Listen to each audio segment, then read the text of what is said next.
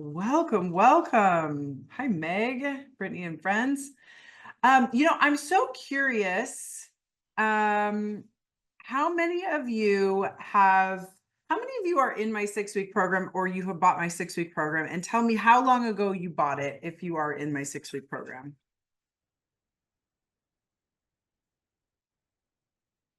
Ah, Linda, I bought it this morning. How funny.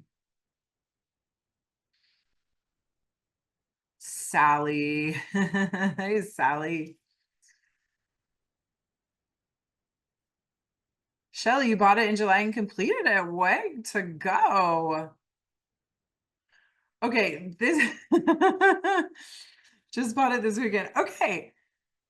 I was having a set. All right, how many of you uh are not in my 6-week program? I want to get a sense of that because it sounds like most of you guys are my students. But if you are not in my 6-week program, and if you don't know much about me, oh, okay. So some not in program. Oh, shoot. Okay. All right. We got a good mix then.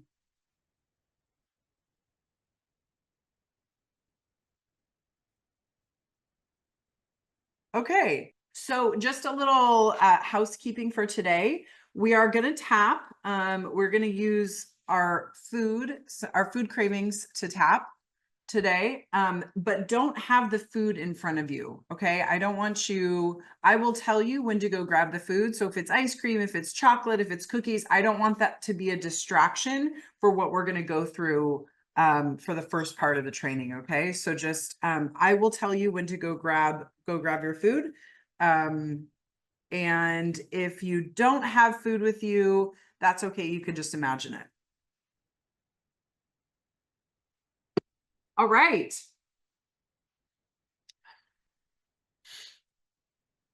All right, let's go ahead and get this party started. I am going to share my screen. All right, so this is, I'm just gonna take like a 2-minute break and I'll be right back, but I'll play this for you guys meanwhile. A lot of women think that they just need another diet, and what they don't realize is that another diet isn't going to fix it. I have tried many things before. Every diet in the world, I guess. I've tried literally everything. I just never lost the weight. Women blame themselves. They think that it's my fault that I can't stick to a diet, and it's not. And when you go and you look at these wounds and you heal those traumas, that's when you can actually release the weight, and that's when it becomes really easy to be your ideal weight. Before meeting Brittany, I had tried other weight loss tricks. I had kind of like given up on that. So I was just going along in life, but feeling kind of stuck. And that's when I discovered Brittany. I really appreciate Brittany's all-in approach in working with people who have subconscious blocks around food and eating. I can just enjoy what I want and not stuff myself like I'm never going to have it again. She truly loves us, and she truly wants us to heal. And these are women that have struggled with addiction for 30, 40, 50 years, and in 3 months, they will not have one addictive craving. Once you start working with Brittany, your goal is for the weight loss, but then in the end, that's not your goal. It's more about discovering yourself. I have seen such a difference in the way that I feel about myself. Through her work, I've got permission to love myself. Healing of emotional hurts from younger years just vanished. And because of Brittany and her program, for the first time in my life, I feel like I am awesome. She has a way of teaching you how to know where to go next. I have grown so much. It's a journey, and her program really helps with that and helps you realize that you're worth it. Brittany's the gal to go to. It's totally life-changing. All right, welcome ladies, welcome, welcome. Somebody asked how long we're going to be together today. It's 90 minutes. All right, so by a show of hands, or typing yes in the chat, how many of you have tried and failed to lose weight before?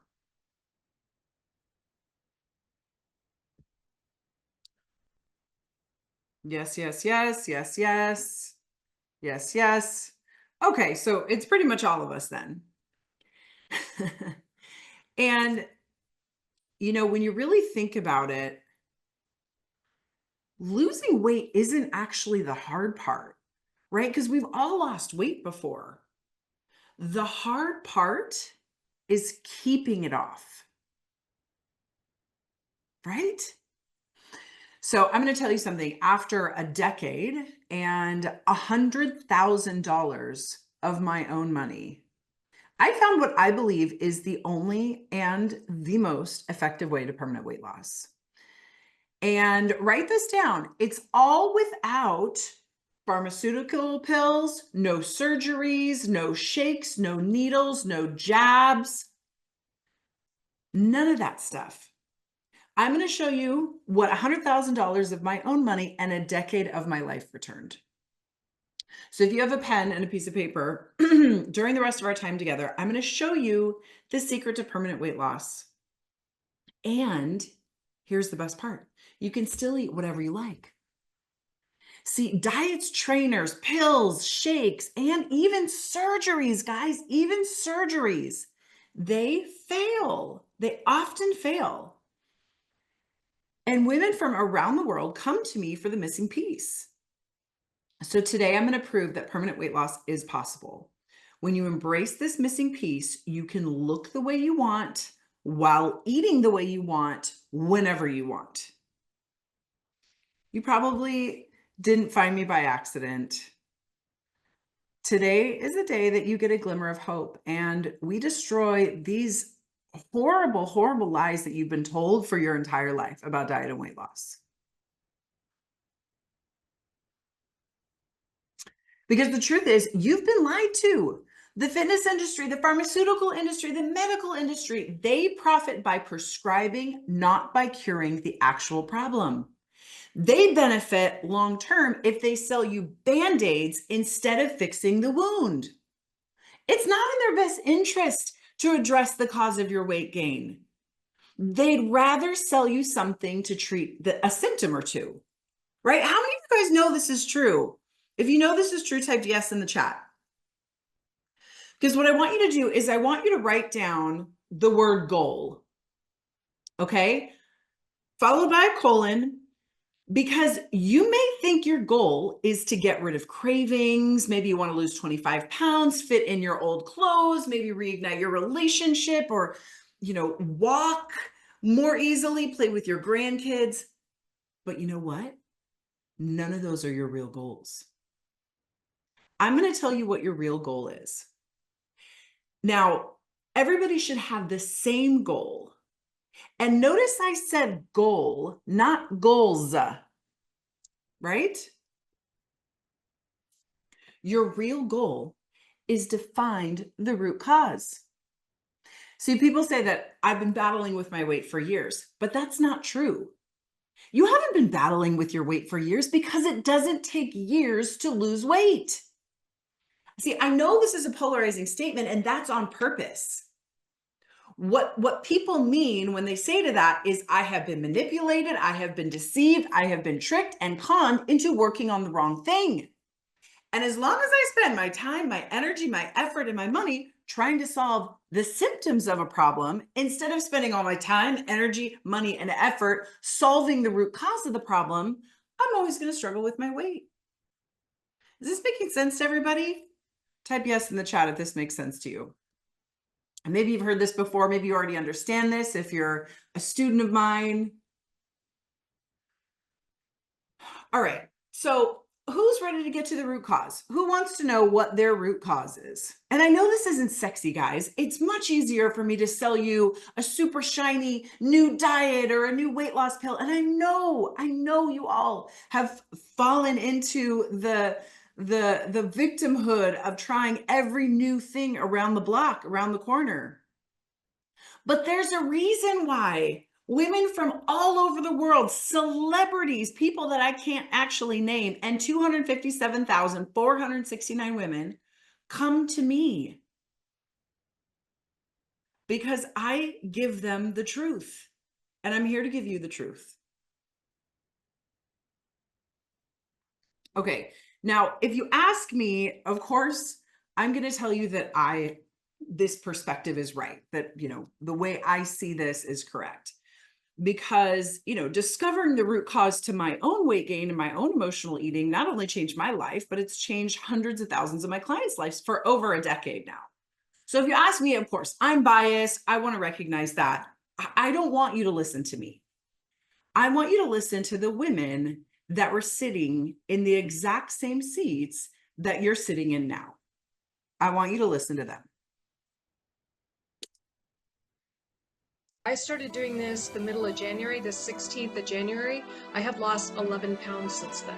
This shit works. I've lost 2 dress sizes and I'm losing more. I don't have emotional eating or cravings anymore. I've lost 2 pounds this week. I am centered, safe in my body, lost weight, kept it off. I'm wearing clothes that I haven't worn in 2 years. And people at church are commenting, oh, you're losing weight, you're looking good. And I'm like, yeah, I feel good in everything. It's just awesome. And during this time I've lost 18 kilos. The weight loss is just a bonus. I'm a much more confident, calm, happy person altogether than I've ever been in my entire life. And fitness-wise, you know, I'm fitter now at 40 than I was when I was 20. I've managed to lose 45 pounds. It's just been so life-changing for me. Could not have done this of my own volition. And this time, though, the difference is I look in the mirror and I go, hey, I like what I see. I haven't been able to break the block of the rest of my weight, and I've dealt with chronic bloating. And I've worked with all nutritionists, doctors, probiotics, like vegan, whatever. That is a sign that I am in the right place. First time in my life, there's just nothing to hate on.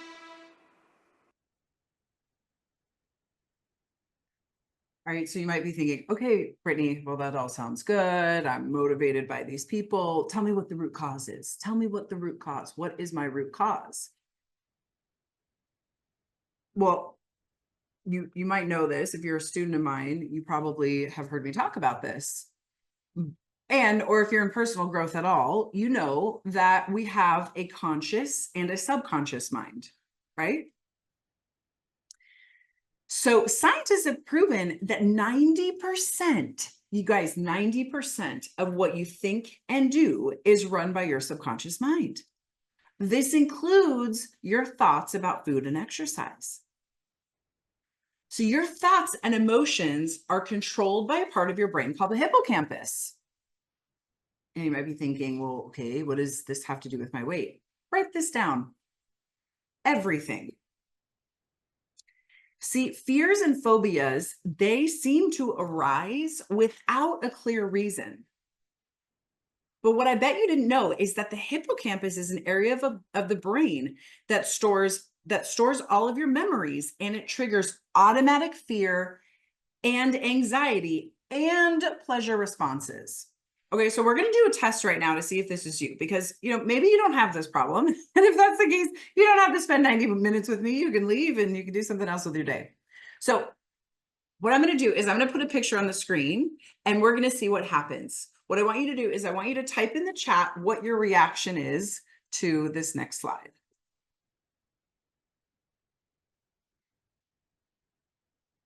Type in the chat.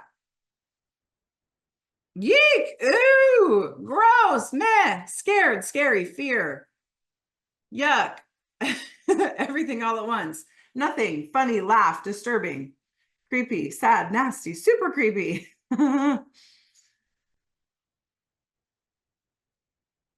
Okay, so most of you guys had a reaction to that. All right, I'm going to give you a little beach break. Yeah, it is kind of startling. It's definitely startling. All right, I'm going to give you one more.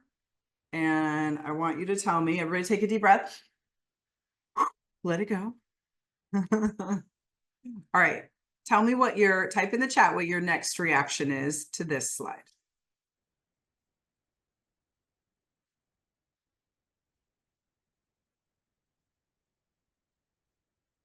Nope, frightened, relaxed, horror, terrified, ew, kill it, no way.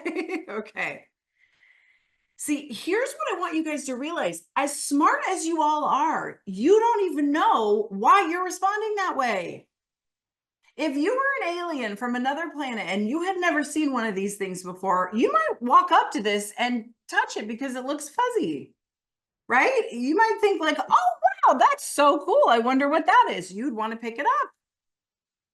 All right. All you know is that you don't like it. You don't know why you don't like it. See, if you reacted to this, this is your subconscious mind. All right, so I'm going to teach you guys something about your hippocampus and how your brain works. So your hippocampus is responsible for your good and your bad feelings, okay? Good and bad.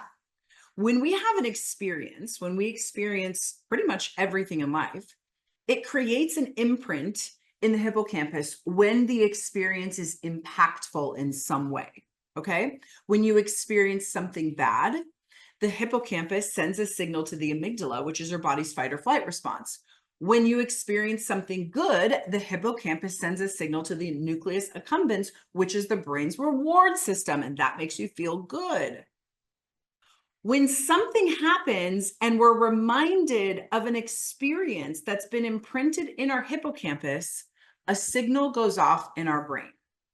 Okay, so we're going through life, we're, a kid, we're experiencing things, whether it's good or it's bad, it's being imprinted in our hippocampus.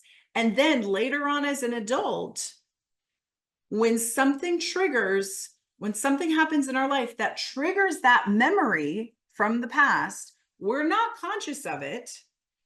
The hippocampus sends either a pleasure signal or a stress signal. And this is what leads to behaviors like emotional eating and cravings to soothe the stress. Let's see, here's my whiteboard, new whiteboard. All right, so this is your hippocampus. And these are the little imprints in that area of your hippocampus. So they've actually shown with brain imaging devices that the hippocampus kind of looks like a sponge. It's got all these little holes in it. And let's see, we're going to change this color. And then we have the amygdala, which is our body's fight or flight response. And we have the nucleus accumbens, which is the pleasure response. It's the reward center. Okay, so we are going through life. We have these experiences. They make an impact on our lives. And we develop these little holes, these little imprints in our subconscious mind. You guys can see my whiteboard, right? Yeah, okay. So then what happens as an adult is that, say something happens and your boss gets like a little agitated with you, and they have a tone that makes you feel ashamed of yourself. Well, it also reminds you of the way your mom shamed you for something when you were a kid. Guess what happens? It sets off your body's fight or flight response. Okay. Your friend didn't invite you to a weekend away with the girls. She invited all your friends, but she didn't invite you. And so you have a reaction to that because it reminds you of being left out when you were 7 years old on the playground and you weren't invited to play kickball with everybody. Right?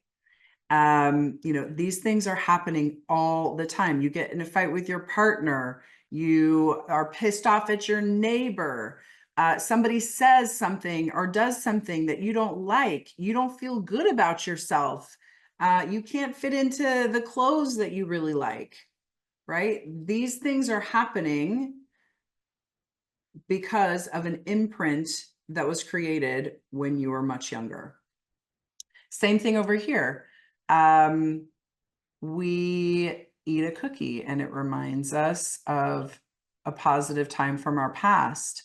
Somebody hugs us or says something nice to us, and we remember that same time that we had with somebody, with our mom or our grandma or somebody who really loved us, right? When we feel good, it sends these pleasure signals. And we were like, oh yeah, I remember that. I remember feeling this way, right? So this is constantly happening every moment of your day. This is how your brain is deciphering information, okay? All right, hopefully All right, I want you guys to remember this. Hopefully I can come back here. I haven't actually done that yet. All right, we're gonna go back to, all right, so that's just a little bit about how your hippocampus works.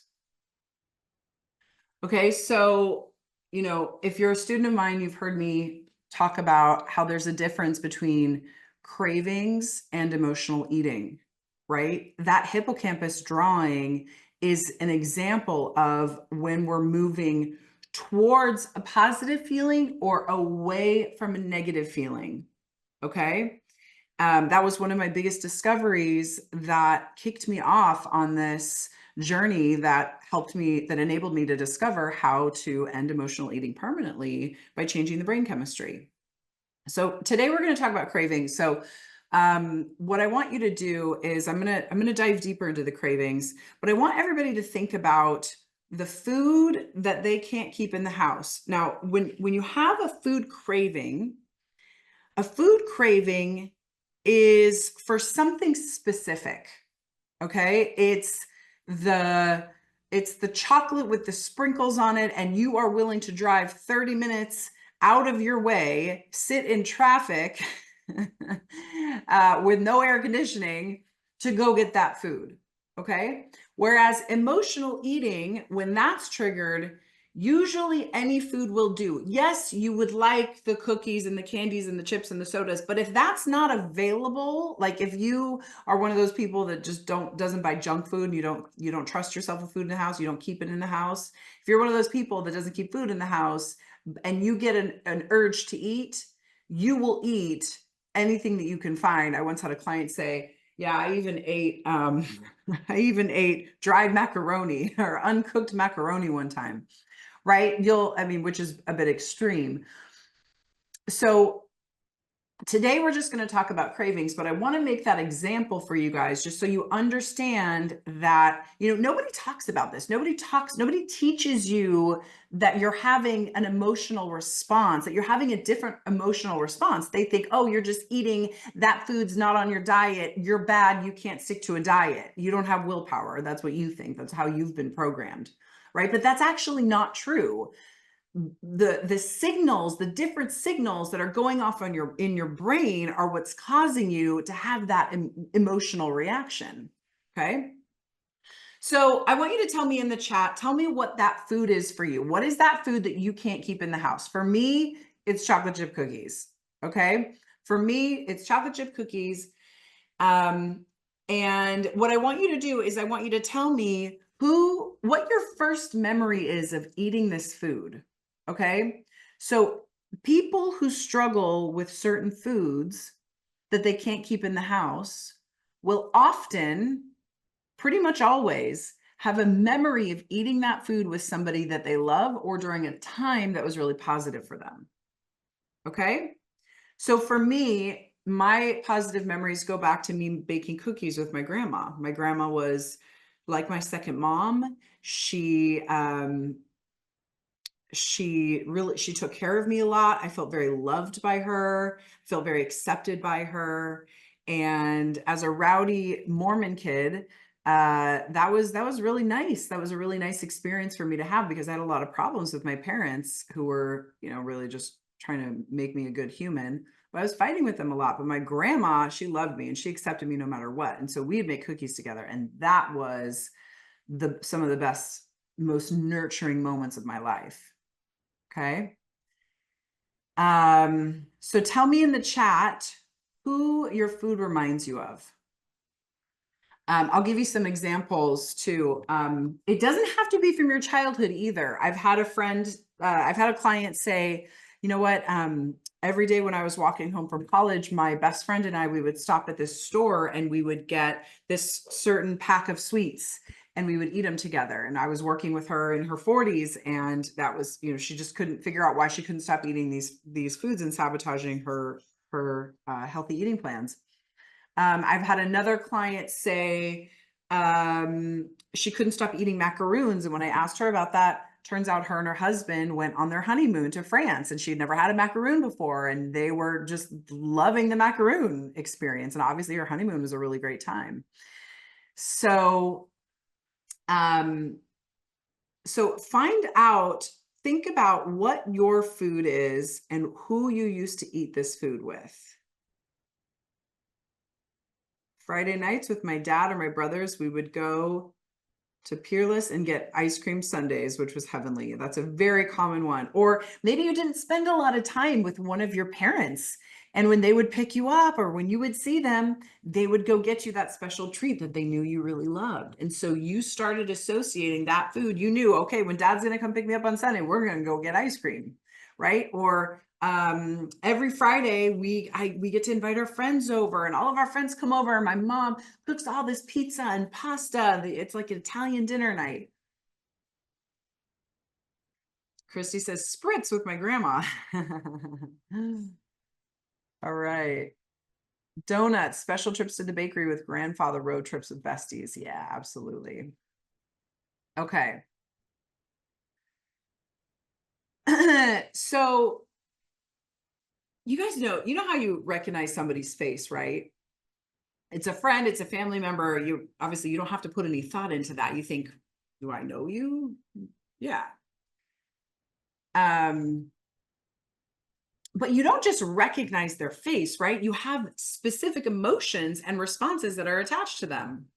How many of you guys have been in a relationship? Okay, everybody's hands, all your hands should be up, because if it's not, then you're a liar. All right, have you ever put any thought into that? If you think about your spouse or your partner, at one point, that person was a total stranger. And now there are things that you let that partner do to you every single day that you would be like, hell no, that's disgusting, right? If somebody else tried to do that to you.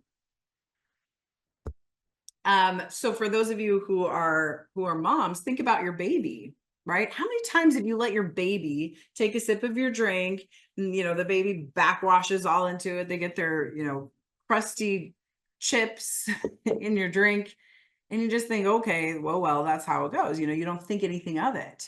But if a stranger walked up and took a sip of your drink, how would you respond? You'd be like, excuse me? Right? But you let your spouse or your kids do that, right? It's the same nasty, disgusting thing, but you're processing it differently subconsciously because your hippocampus is sending those positive signals. When you experience that person's face, it's triggering the positive emotions and the positive feelings and responses. Right? So this is just another example of the reasons you do the things you do, just because of little indentations on your hippocampus. The cause of your weight gain is in your subconscious mind, and it's specifically tied to the emotional responses to the people, place, and experiences that you have in your everyday environment. And you guys, this is science. This isn't like the brain according to Brittany. This is exactly what any doctor or psychologist would tell you about how your brain works and how it stores memories and emotions. Right?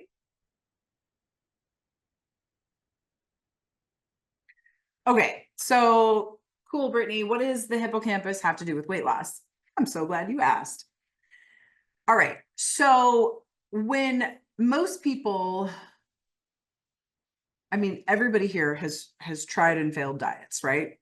So what's the strategy that most people do? You're like, okay, I'm sick of this. I'm sick of looking this way. I'm sick of feeling this way. I'm going to go on a diet, or I'm going to start eating healthier. I'm not going to eat gluten. I'm going to stop eating sugar, right? And that is coming from the conscious part of your brain. You've seen this photo a lot with personal growth, where we talk about the conscious and the subconscious mind.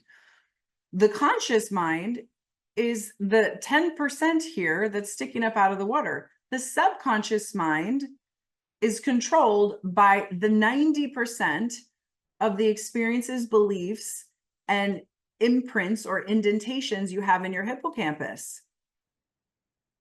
Okay, so my definition of trauma is anything that makes you feel unsafe.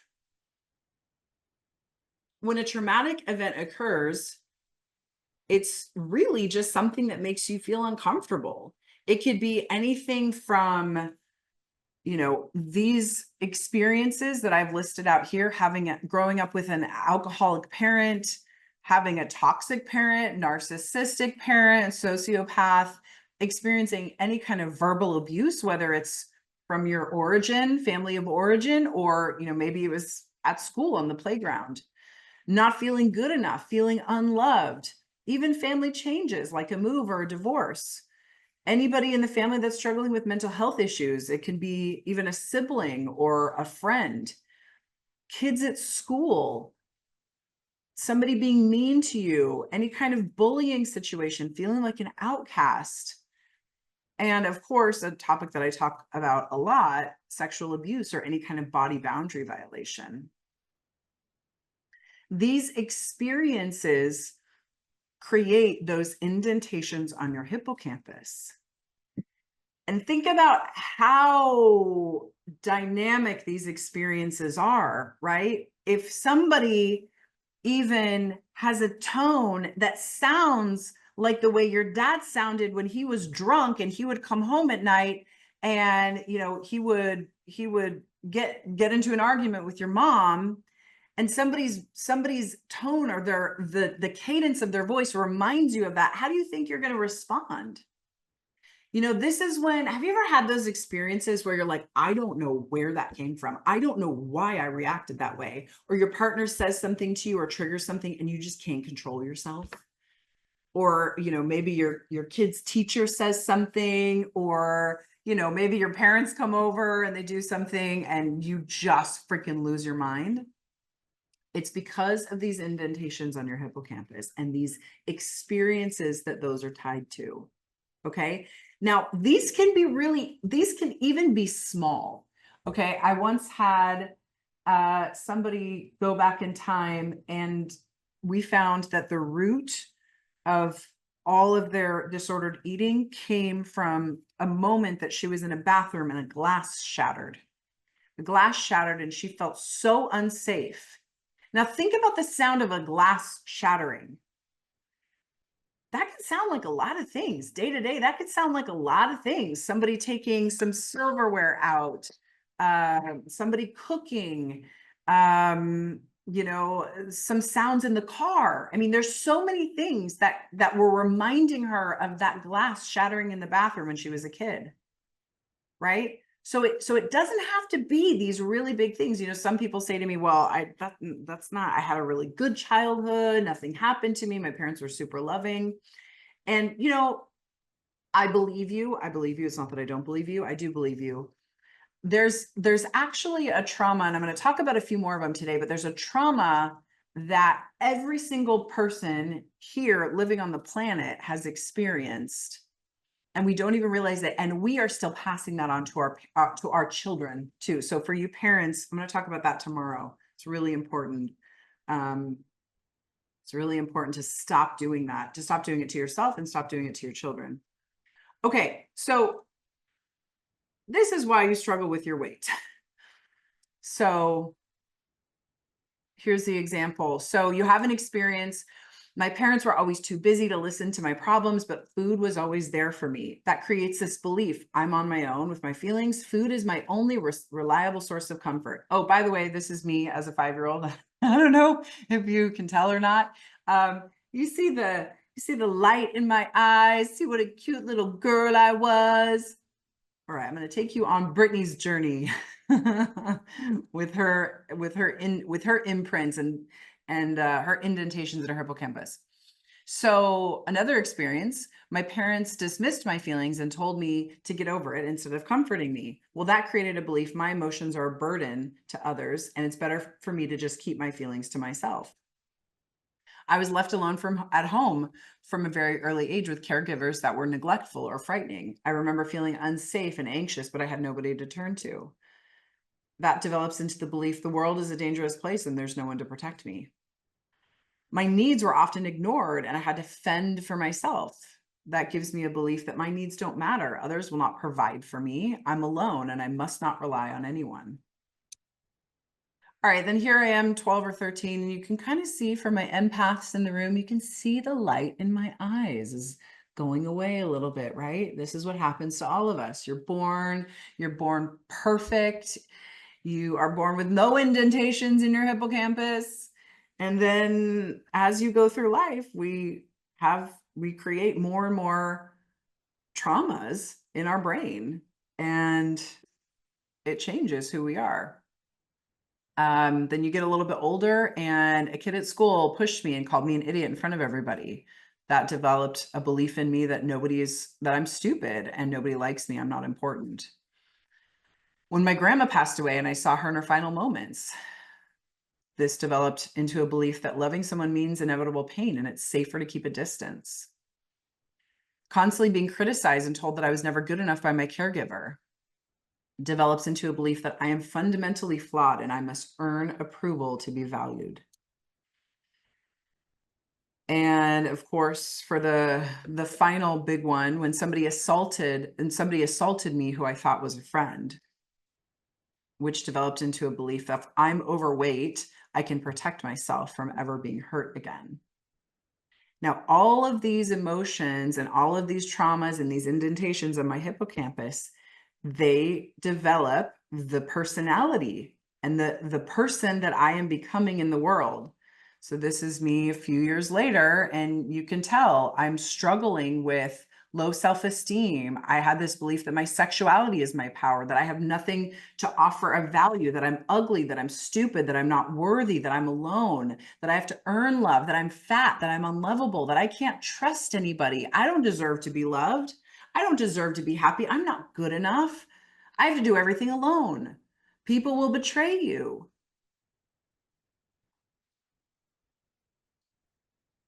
Right? So for those of you who don't know me, when I was 15, I was kicked out of my house. You probably, think I was cute. I didn't think I was cute. I had low self-esteem. I experienced sexual abuse. I had narcissistic parents. I experienced severe emotional abuse. I dropped out of high school just so I could afford to pay my rent. And truly, the only reason that I didn't end up on the streets is because something inside of me was whispering that I was meant for more. And instead of ignoring that voice, I chose to listen. Fast forward to today, I've helped 257,469 women heal their relationship with food and lose weight.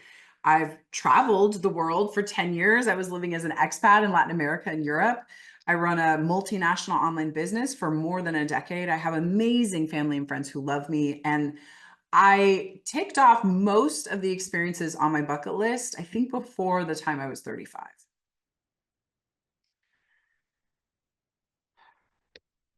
Oh, sorry. So who is this resonating with people? Oh, I'm so sorry, but look at me now. Yes, Dorothy, look at me now. Is this resonating? Can you draw a line between some of the things that you guys have experienced and the behaviors that you have today? Can you see how your upbringing, no matter what that was, who that was with, who you were around, is basically controlling your life now?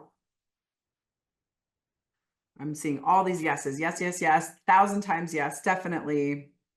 The weight is a protection, but I want it to stop. Yes, Christy, absolutely. I'm going to tell you a story. A friend of mine, his wife, she was a stay-at-home wife before she was a stay-at-home mom. Think about that for a second. So she grew up with a mom who was working as a nurse. And she would ask her mom to take her to soccer games or take her to the mall with her friends. And she would always get the same response. No, I can't do that. I'm not like Amy Miller's mom. Who's Amy Miller? So Amy Miller was her friend's mom. And Amy Miller's mom was a stay-at-home mom. She was able to take her daughter to all the soccer games, to the mall whenever she wanted. She planned fun parties for her kids. She was always available for her children. Well, my friend's wife saw her mom, right? My friend, this girl, saw her mom totally overworked, stressed out. She was always complaining. She wasn't happy. And she decided, I do not want that life. So guess what she decided to be when she grew up? A stay-at-home mom. So I have the opposite. I have the complete opposite experience. When my parents got divorced, my mom didn't know how to work to provide for us. And so we had to move in with my grandparents. And I saw how hard it was for my mom, struggling with weight. And, I decided not struggling with weight. Well, yeah, she was struggling with weight, struggling with money, that I decided that I never wanted to depend on a man for money. So I became hyper vigilant about being independent. And I decided to put all of my energy and time and focus into my business, into supporting myself, into making sure that I was independent. You guys, these are also trauma responses. These are also trauma responses. Can you think of anything in your life right now that's like that, that you have completely tailored your entire life around? Trauma can be as simple as a comment or watching someone you love experience something super painful. And these messages and these simple comments, they end up shaping your identity. And then that's how we decide who we want to be in the world and what our world is going to look like. There are things that have happened to you that have shaped your identity, your views about money, your views about your body, your views about relationships. You are doing things with money right now that is a direct reflection of something someone said or did in your life growing up. You think about your body in a way that is a direct reflection of something someone said or did in your life growing up. Now, you guys, these are scientific facts. This is not the brain according to Brittany. This is exactly what any doctor or psychologist would tell you about how the brain works and how it stores memories and emotions. Right? And now remember, this is all subconscious. You guys, I didn't even figure out that I was hypervigilant about my business until I was 35 years old. This is completely subconscious. You won't even realize you're doing it. You'll just wonder, why can't I stop eating chocolate every time I go on a diet? That's the only thing your brain can think of. No, it doesn't happen with like an anxiety attack or when someone makes a bad comment and then you decide that you're going to go eat your feelings away, right? Like that's not how this works. What it looks like, what it does look like is you coming home from a long day at work.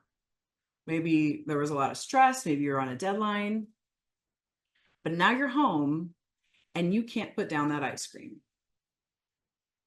This is your brain's way of triggering those positive and negative feelings, right? So where is all this happening? Type in the chat. Where is this happening?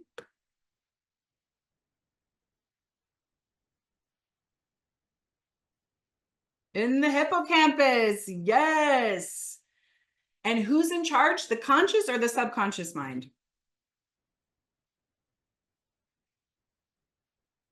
The subconscious. Exactly. Well done. You guys are listening.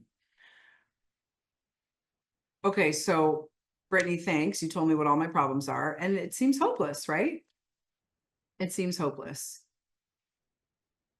I want everybody to write down this. It's hopeless unless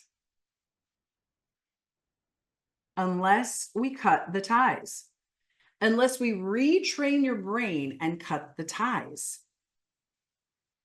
Okay, I'm going to show you guys. This is what we can do. Hang on. Well, I was going to show you, do you remember how we had in the hippocampus, remember how there was the red and the green, and there were all these ties or these strings attached from the hippocampus to the amygdala and the nucleus accumbens. What we can do is we can sever those ties. And what we can do is we can actually, with brain imaging devices, we have seen this, that we can go into the hippocampus and smooth out those indentations.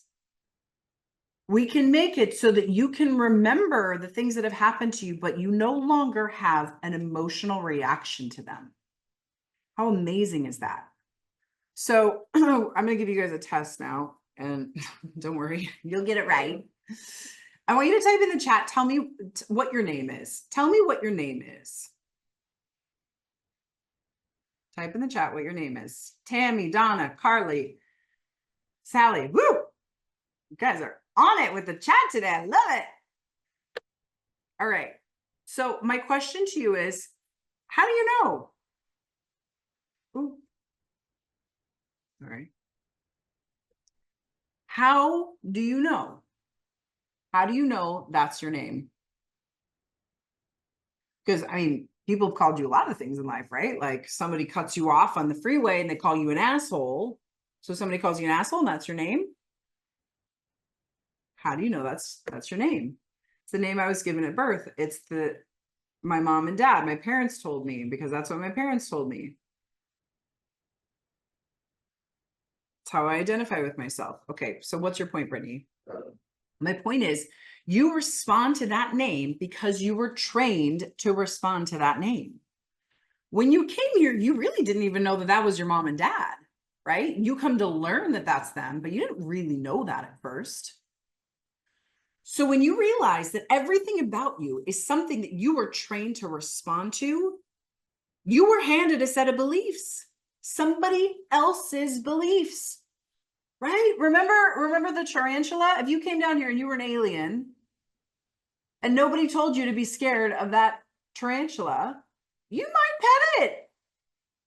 You might treat it like how we treat dogs now. You might think, oh, this thing is so cute. It's so nice. It tickles when it's on my skin. Right? Another example of this, have you guys, well, so I want you to think about, I mean, we've all experienced this, and maybe you have a child like this. There's a little girl and she's growing up and she's taking the world in, right? She's very observant. She's looking around. She likes to watch everything. She doesn't really say much. She just likes to take it all in. People go, oh, she doesn't talk much. She's shy. Have you ever seen parents do this? Have you done it to your child? Oh, hey, this is my daughter. Oh, she's shy. And now that girl grows up. And what does she start saying? I'm shy. You take ownership of that because it was handed to you. But you could just be highly intelligent and taking in way more information than most people are. You just didn't have anything to say in that moment. You guys, you do this in your everyday life all the time. Right? So think about if you're married when you got married. Usually in our culture, the woman takes the last name of the spouse, although that's changing, which I'm happy about. But for the purposes of this conversation, that means when you get married, you spend 20, 30, 40 years of your life responding to one last name. And then what happens when you get married? You suddenly start responding to a totally different name. Do you remember when you heard it out loud for the first time? Remember when somebody called your name, you're like, oh, that's me. That's me. What's happening in that moment? You are retraining your brain to respond to that new name. You guys, we do this every day. They knock out a road. You have to take a detour. You didn't know how to go that way at first, and then suddenly you just start taking the new route. You move to a new city. You don't know where anything is. So what do? You go on Google, you find your coffee shop, your dry cleaners. You don't know where they are at first, but then Google takes you there a few times, and all of a sudden those places become places you go all the time. You just trained your brain to do something new. You weren't born knowing how to do all these things. You learn how to train your brain over time. What happens when you don't want an app on your phone anymore? What do? You delete it, right? How many of you guys are single like me and you're using dating apps? Anybody? So we download the dating app and we're like, okay, I'm single. I don't want to be single anymore. And so we're out here. We're looking for bae. We're swiping. And then we find someone we're like, ooh, okay, I'm going to stay here for a while. And then what do you do with the app? You delete the app because you don't need it anymore. It served its purpose. You found bae. It's not serving you anymore. Right? So my point is, just because this is the way your brain responds now doesn't mean it's the way it always has to respond. We can cut the ties. So how many of you guys think it would be really valuable if I just helped you cut the ties right now? Because, we all have these ties. What's triggering these behaviors is, well, we all have these ties. And those are the things that are triggering the behaviors that you're doing that you don't like. If you don't get anything else from me, would you think it's valuable if I showed you how to cut those ties? Okay. Yes, please. Yes, please. Absolutely. Yes, yes, yes. Okay. All right. So here's how to install a new app on your brain. Okay. Number one, you got to figure out which memories and experiences are triggering the cravings and the emotional eating, the self-sabotage and the extra weight, and you relive those. And when you relive those experiences, what do you think happens? Your brain starts sending a stress signal or a pleasure signal, right? When you relive those experiences again, your brain is like, or right? Your brain has to be, the next step is your brain has to be interrupted from sending those signals. And instead of sending those signals, flood it with a different signal. So I remember learning this and thinking, well, if my brain is sending the wrong signals, how do I jam the signal? How do I confuse the signal? Now, see, I don't know a whole lot. Remember, you guys, I dropped out of high school, 15. Y'all got more degrees than a thermometer in here. I know, I've met you. My students are smart. But is this making sense to you the way it makes sense to me? You just got to go in and confuse the signal, right? You know, you've seen those action movies, right? There's a bomb that's about to go off. There's a bomb. There's a bomb. What do they always say in the movies? We got to jam the signal. We got to jam the signal. All right, so what's the next question? How do we jam the signal? Y'all, I spent so many years in therapy, reading books, taking classes, trying every freaking program and pill I could get my hands on trying to jam this signal. And I couldn't find it. I've had a lot of things. I've had a lot of things that helped me lose weight sometimes, but it was always temporary. Nothing ever helped me permanently jam the signal. I would still get food cravings. I was still eating emotionally. So I figured, okay, I mean, I've got to figure out a way to jam this signal on my own because I know myself.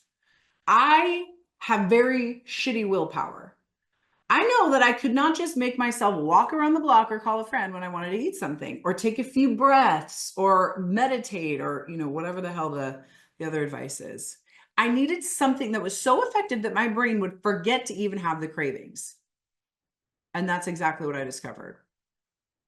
And see, what's crazy about it is when you do it repeatedly, not only can you jam the signal, but we completely disable the bomb, which means you stop having cravings altogether. Your brain won't even remember how to eat emotionally. If you guys are in my 6-week program, you've experienced this, right? You remember the first time you did this for cravings? You're like, wait, where did my craving go, right? Type in the chat. Tell me what happened the first time you did this. The first time you did this, you jammed the signal on your cravings. How did it feel? What did you experience? And Yaffe says, I didn't eat cake for 5 months. No interest. My cravings were gone. Complete freedom, relief. Yes, my cravings totally disappeared. I'm completely shocked. It's been months and I still have no interest. All we did, you guys, was jam the signal. It's not complicated.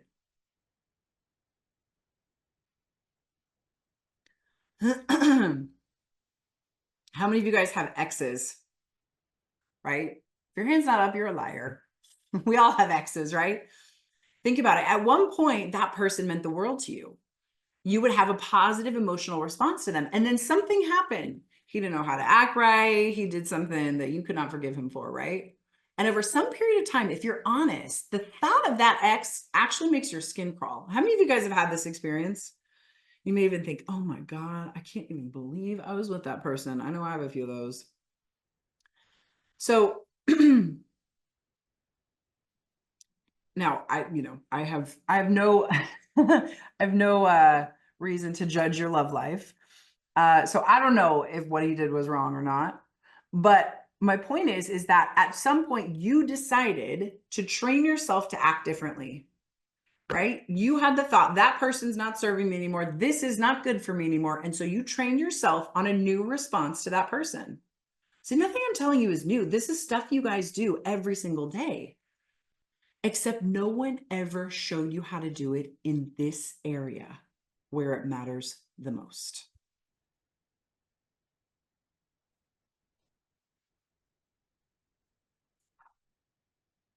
All right. So here's the missing piece. So I was looking for a way to interrupt the signal. And for those of you in my 6-week program, you have already been introduced to tapping. You can listen to these next examples as a way to explain what tapping is to your friends and your partner, because I know y'all are excited about this. And I know y'all don't have any idea how to explain it to anybody because I was like that for the first formative years of my life when I learned tapping. All right. So for those of you who don't know what tapping is, do you remember how we used to listen to the radio, and when we were driving in between towns, it would sort of change to another channel and you could hear both going on at the same time? Well, what I found is that you can actually do that with the brain. Remember, your brain is triggering a memory and it's firing off a pain or a pleasure signal. But what I found is that we can actually jam that signal by sending it a different signal and confusing it. Okay, we send it a relaxing signal instead. How many of you guys know that there's specific areas on the human body when they're shown attention, when you press them, they relax us, right? Like a massage, or you've gotten acupressure before, right? There's certain areas of the body that get activated and we feel good, right? Okay, listen, you all remember I'm a high school dropout, but I thought, okay, every time I feel that pain or that pleasure signal, maybe I can send it this calming signal too. And the craziest thing happened. I first tried it with my cravings and it worked. And then with the emotional eating, it didn't work. So I realized I had to try a different signal for the emotional eating. And then I got the emotional eating to work, but then I started sabotaging myself and I tried that same signal for the sabotage and that didn't work. And so I had to come up with a whole different new signal for self-sabotage. And I just kept tinkering with it. And over time, I figured out that there's 12 different calming signals for the brain to completely cut the ties to cravings, emotional eating, and lose weight. So every time I felt a pain signal, I sent it a calming signal. And I started figuring out which calming signals went with which pain signals. And what I found is if you do this repeatedly, you not only jam the signals, but you completely sever the ties. And over time, I realized that no matter what happened to me that day, I was stressed, I got in a fight, I didn't like my body, there was ice cream in my freezer, my emotions no longer caused me to crave food. And that's how this works. When you do it repeatedly for a period of time, you can think about a bad thing that happened to you and your brain doesn't send a pain or a pleasure signal. You can think of a positive memory, but you don't get an emotional response. That means you stop having cravings, you stop having emotional eating, you stop sabotaging yourself, and you no longer struggle with the constant food noise. So your body gets the message that the weight is no longer needed. Now, of course, I don't know what traumas you have, and I don't know what your specific triggers are. We're actually going to talk about that more tomorrow. And those are all things that need to be figured out in order for you to find your own personal root cause so that we can sever the ties. All right, so how many of you guys want to experience how this works? Raise your hand if you want to sever the ties today.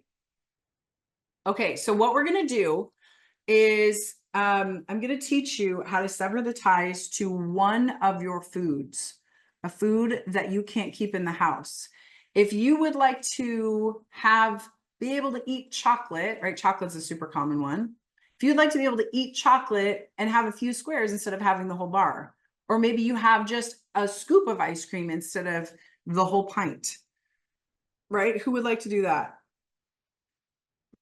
I'm going to show you how to sever this connection so that you can actually keep these foods in your house. All the foods that are sabotaging your healthy eating intentions, all those foods, if you have them in the house, once you learn how to do this, you will no longer be running to those foods. And here's the thing, a lot of people get worried like, oh no, I'm not going to be able to have my food again. And that's actually not true. You will just not feel so out of control around it.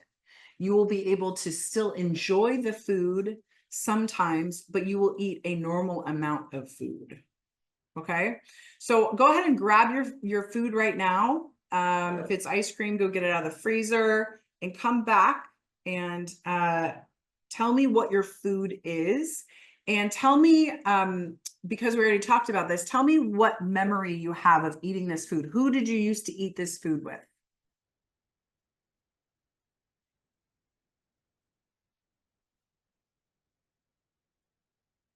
All right, Yaffe says chips at family parties. Great.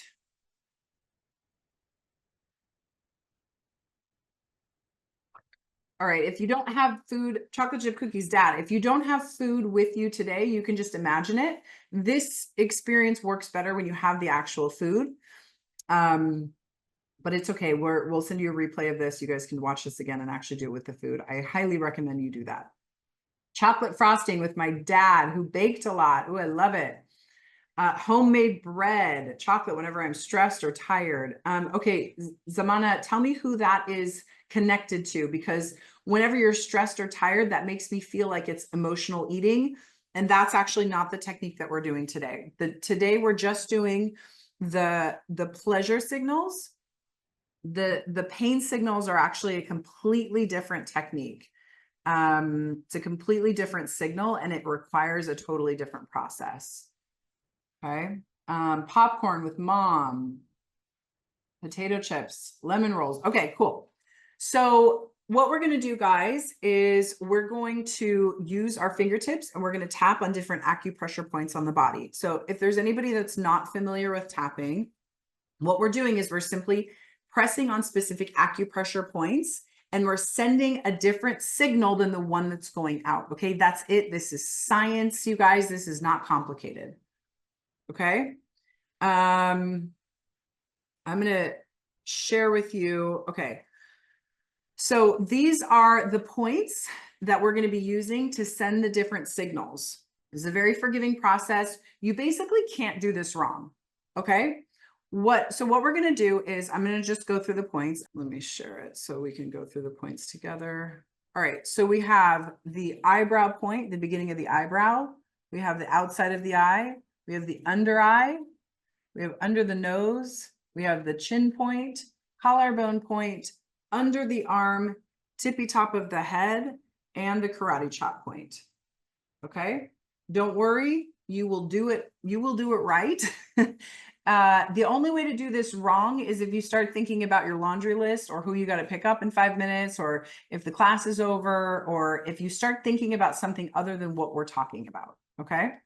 Okay. So what we're going to do first is I'm going to have you, we're going to do some tapping with the memory of the person you used to eat this food with.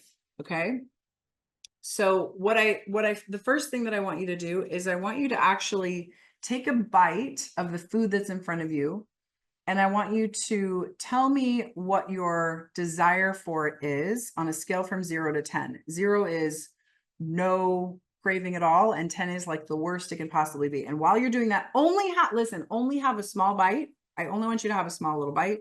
I'm going to take a bio break for 1 minute. I'm going to just run to the bathroom and I'll be right back. 60 seconds.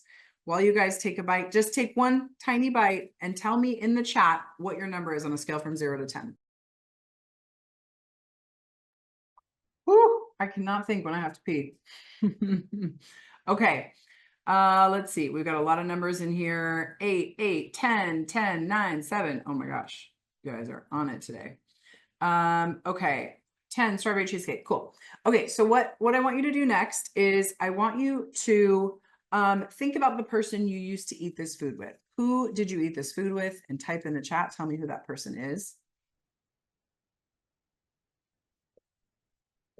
My dad, my mother, my aunt, my high school best friend.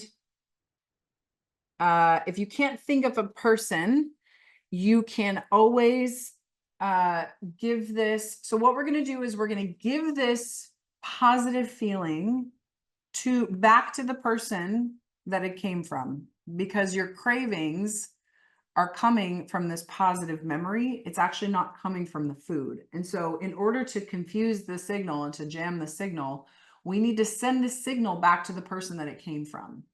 Now, if you don't have somebody that this came from and you still want to try this, it might be that you're just struggling with emotional eating, and it might be that you don't feel like there's anybody safe to send this to. Okay, so you can try this out. You can think of somebody in your life that's safe right now that you want to share this feeling with.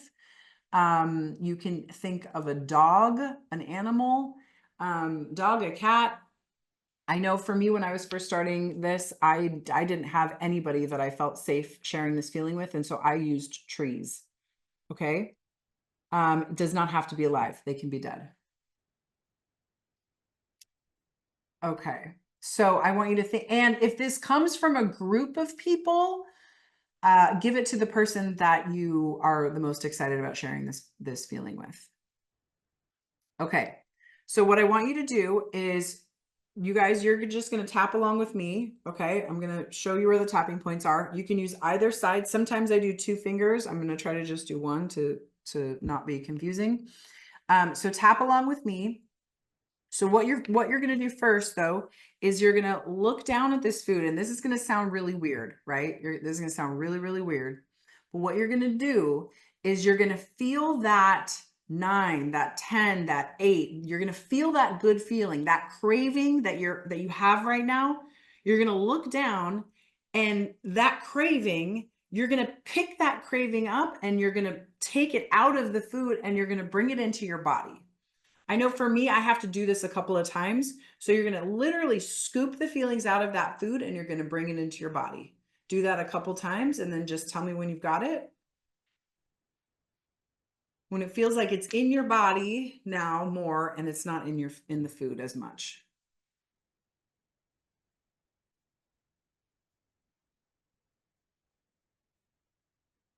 Great. I love all you, all the empaths are like, yeah, I got it. Yeah, take the feelings out of the food, bring it into my body. Yeah. Okay. Awesome. Okay. So now what you're going to do is that feeling that's in your body, I want you to imagine it's in your heart, it's in your chest. And Miliana, if there's somebody that doesn't understand how to do this part, so what you're going to do is you're going to look down at the food, you're going to feel all those good feelings, right? That craving that you're experiencing, feel that craving, and take that craving, just imagine literally scooping that feeling out of the food and bringing it into your heart. Just try. I know it sounds crazy, but just try to do it a couple of times. Scoop the feelings out of the food and bring it into your body. Okay, once you have it in your body, that feeling is going to become a beautiful iridescent ball of light.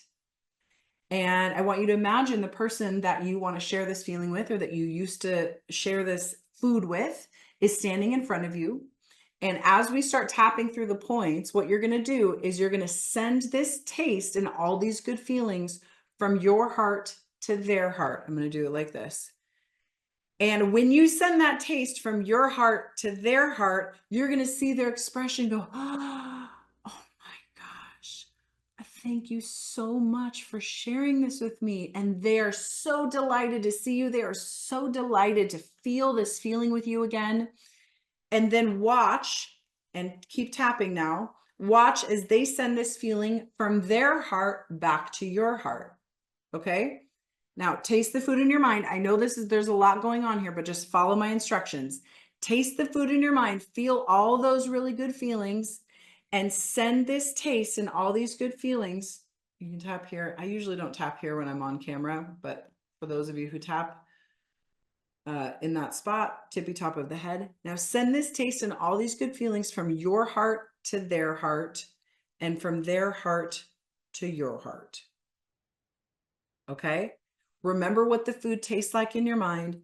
Feel all these really good feelings, and send this taste and all these good feelings from your heart to their heart, and from their heart back to your heart. Okay. Take the food, taste the food in your mind, feel all these really good feelings. Send this taste and all these good feelings from your heart to their heart, and from their heart back to your heart. Again, remember what this tastes like. You might even have a little bit of it in your mouth. You can taste it, taste that taste in your mouth, and send this taste and all these good feelings from your heart to their heart, and from their heart to your heart. Now keep tapping through the points, feel all these really good feelings, and just gently pass this ball of light back and forth.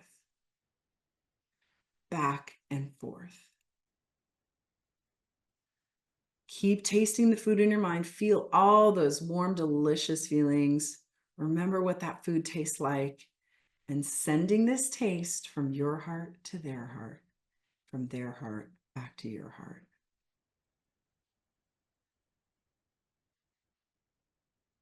Keep tasting the food in your mind.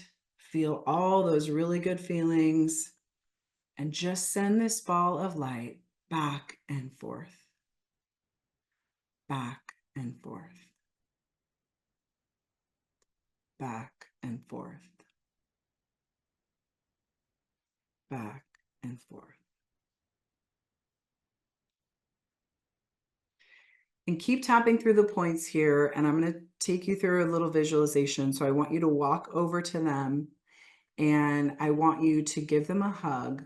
And in your mind's eye, or you can do it out loud if you feel comfortable, I want you to tell them how much you love them and how special this time was that you spent with them.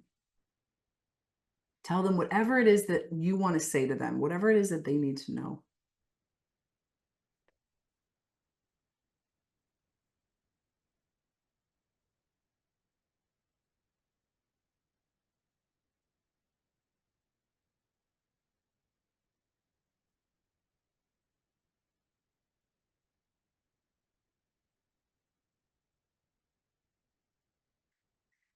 And then keep tapping through the points and they're going to say something back to you. They're going to say how much they love you and how much they miss you and how important you were to them and you are to them, and how delighted they are to get to spend this time and share this feeling with you again, and anything else that you need to know.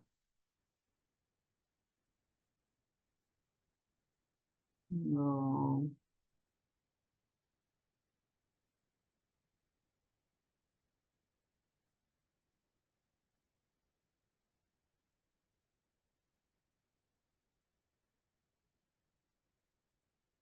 You know, some of you are saying that you have some tears. I know this can be a really emotional part for a lot of you. So take a nice deep breath and kind of shake that off a little bit.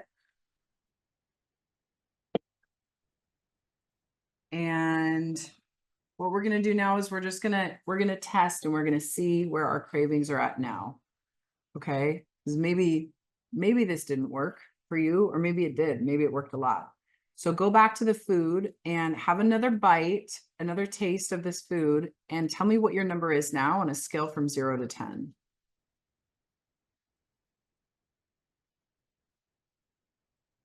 Tracy's at a 0. Kat says it was a 10 and now it's a 2. Okay, I see a lot of 0s and 2s. I see a lot of 2s, from an 8 to a 5. 0, I don't want it. 9 to a 1. 10 to a 2, I don't even want it. Okay, you guys, what did we do? What did we just do here? We just jammed the signal.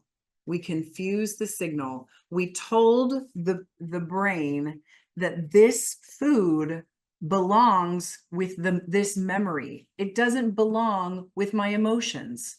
We just jammed the signal. We confused the signal. We sent a different signal to your brain. When you were eating that food, it was telling you, oh my God, this food, it reminds us of that person. Remember grandma? Remember how good we felt when dad, we felt so safe. Now you got to be an adult and it's annoying and it's boring. And I would way rather go back and be a kid and have somebody else take care of me and solve all my grown-up problems, right? But the problem is that's not true for us anymore. We're adults and we have to solve our own problems. Mommy and daddy aren't fixing it anymore. And in fact, this is creating more problems because it's creating a problem, a big problem in your life that you haven't been able to solve until now. Right? How does that feel? For those of you that got to a 0, how do you feel? Tell me what happened. All right, for those of you that still have a craving, we're going to keep tapping. Don't worry, I'm going to get everybody down to a 0. Terry says, I feel free. Tracy says, I feel content. I feel the hole filled. Oh, that's great. I feel released and calm. I remember the joy of family time. Exactly. I feel like I want the feeling of love more than food. Ooh, that's powerful. I was crying and very emotional, and now I'm calm and happy. Ooh, that's such a good feeling. Such a good feeling. Esther says, I miss her so much. Yeah, this can be really emotional. I'm exhausted, but good. Remember the good times with my late sister. Oh, yeah. Feeling hope, feeling really sad because I lost my dad 2 years ago, but I still feel his love. And that's the thing, you know, with you guys, with the people that we have loved and lost, what did we do here? We just imagined that they were there. We imagined giving them a hug. You know, your brain doesn't know the difference between something real and imagined. You can go visit the people that you love all the time, every day. You can live with them around you. You can talk to them every single day. You can do this. If you really miss somebody, I talk to my dead grandma all the time. All the time. It sounds crazy, but I do. And she responds. She's there because her essence is still with me, right? So this is something that you guys can practice if you've lost anybody that's super important to you. Okay, so for those of you that still have a craving, give me your number now on a scale from 0 to 10. Where are you at? And if you guys are, for those of you that are at a 0, if you want to grab a different food, if you have another food around, you can do this next part with a different food. Okay, I don't know if we'll get it to a 0, but we can start, and at least you can have some tapping. You can get rid of 2 cravings today. All right, 4, 5, 2, 6. All right, great. So take a bite of the food. Or no, you already did that. Don't worry about it. Don't take a bite. So you're starting at your number. And what I want you to do is I want you to focus on the way that tastes. Okay, I'm going to use chocolate for this example, but I want you to say out loud whatever it is. If it's cake, if it's cookies, if it's chips, if it's soda, I want you to say that out loud. Okay, and repeat after me. Even though I still have this craving for chocolate, I completely love and accept myself.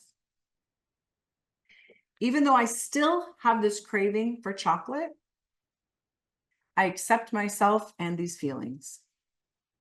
Even though I still have this craving for chocolate, I'm looking forward to the day I no longer feel this way. This craving for chocolate, it's so exciting just thinking about it. It's so hard not to eat right now. This craving. I just love the way I feel when I eat chocolate. I want to eat more of it right now. It tastes so good in my mouth.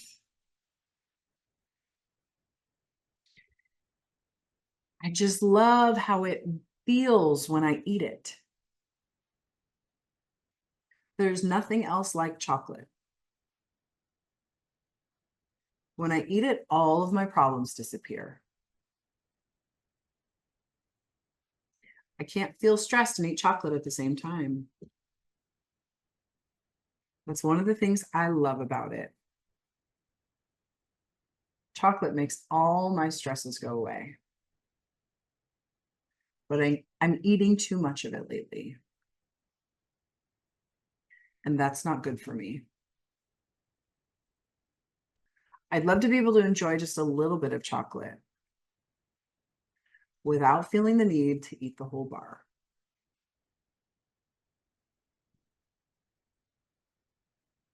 All right, so now take a deep breath and have a small little taste and notice what you still like about it. Okay, when you first ate it, there was something that you really, maybe you just like the whole thing by itself, but now your sensations are going to change and you're going to notice the creaminess. You're going to notice maybe the softness of the cake. You're going to notice the way that the icing and the cake intermingle and the 2 tastes of those on the way that it hits your taste buds, right? You want to be as specific as possible. Okay, so Kat says the texture. What is it about the texture?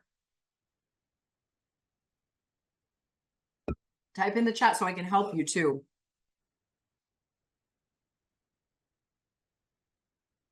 So, okay, it's soft and chewy. All right, that softness, that chewiness, it's rich and creamy. I would focus, if it's rich and creamy, I would focus on the feeling that's stronger. Rich, or is it creamy? Those are 2 different tastes. Soft and tasty, soothing, soft and chewy. I would focus on one or the other, Donna. It melts in my mouth. Good. Cold, creamy smoothie. Crunch and salt. Suzanne, I would focus on the crunchiness or the saltiness. Okay. All right. You guys got it. All right. So I just love the creaminess of this. I just love the crunchiness. Say whatever it is for you. I love the way it feels in my mouth. That smooth taste. That smooth feeling makes me feel so good. That crunchy, creamy taste. That crunchy, creamy feeling.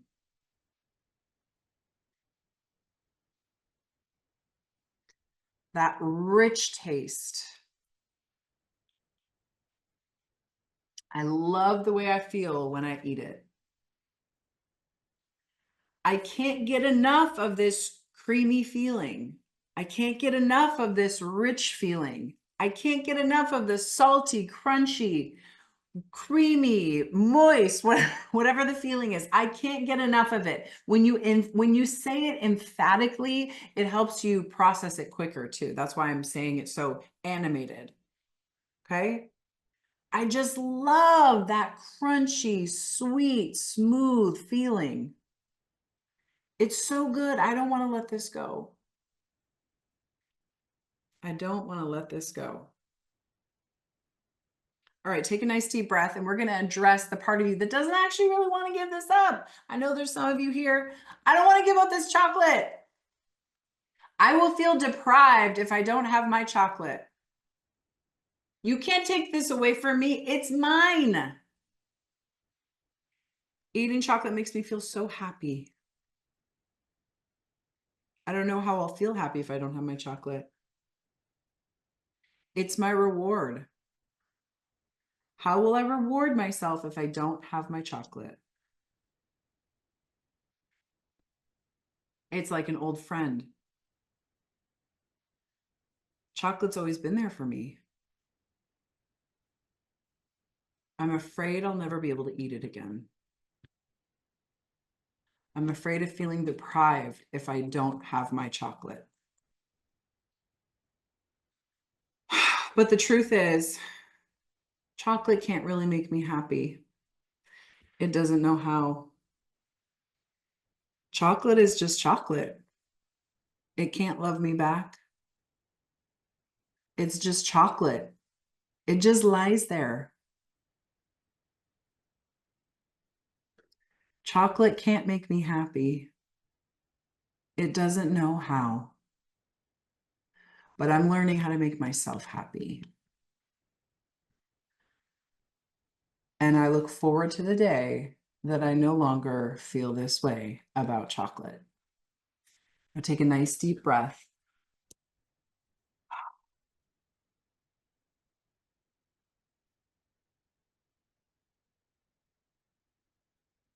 All right, now everybody go back and have a little taste of it.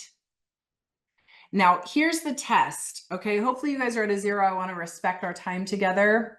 I said we're going to be 90 minutes. So this is the test. I want you to leave this food in the house, okay? Go about your day, do whatever it is, whatever else that you want to do today. Go back and have a day. Leave this food in the house, and we're going to come back here tomorrow, and I want you to tell me what happens.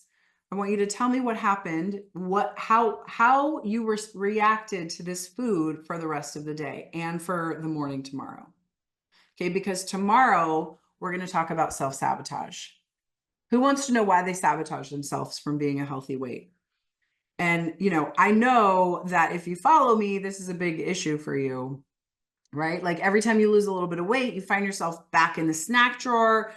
You got your elbows deep in the ice cream tub, right?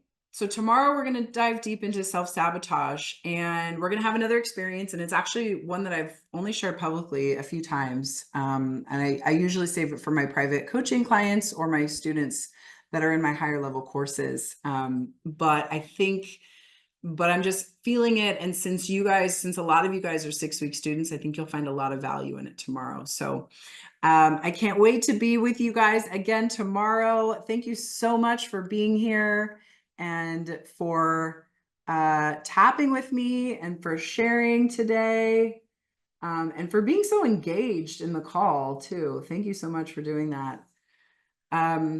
Same time, same place tomorrow. Thank you all so much. I will see you tomorrow. A lot of women think that they just need another diet, and what they don't realize is that another diet isn't going to fix it. I have tried many things before. Every diet in the world, I guess. I've tried literally everything. I just never lost the weight. Women blame themselves. They think that it's my fault that I can't stick to a diet.